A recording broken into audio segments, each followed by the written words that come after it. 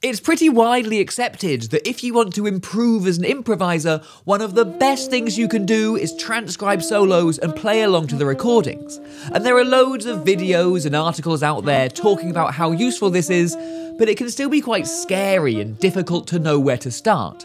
So let's talk about which solo you should transcribe first. You see, the problem that most people face is there are just so many mind-blowing and inspiring solos out there that they struggle to pick a single one to transcribe.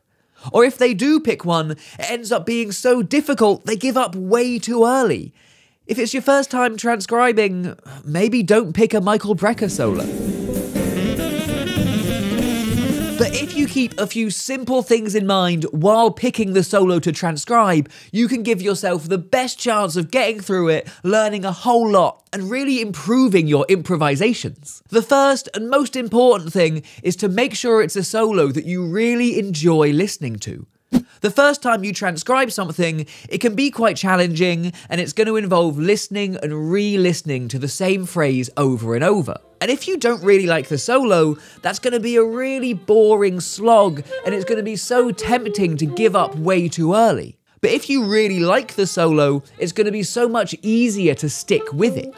The next thing to keep in mind is the speed of it. I'm sure there are so many solos that you think are absolutely mega, but they're so fast you can't really hear all the notes that are being played. And that's going to make transcribing it an absolute nightmare. And yeah, there are apps and computer programs you can use to slow things down, like Transcribe and the amazing Slow Downer, but ideally we want to work it out at full speed.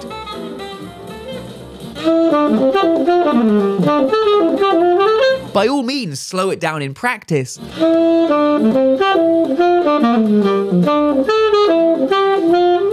But work it out at full speed so you end up training your ears to hear things more quickly and work towards hearing all the notes in those crazy fast Coltrane licks you love. Also consider the technical difficulty of the solo.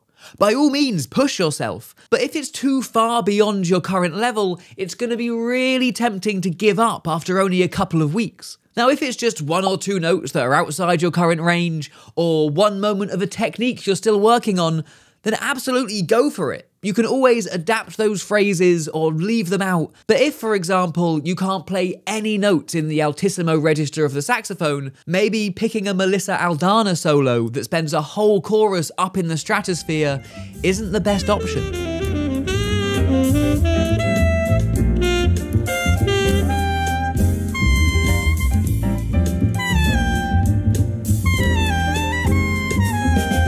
If you're thinking about these three things, enjoyment, speed, and difficulty, you're really setting yourself up for success when you start transcribing. But with so many recorded solos out there, it can still sometimes be a little bit tricky to find one that meets these three criteria. So I've put together a list of solos that I frequently recommend to my students to help get them started, which should be on your screens now.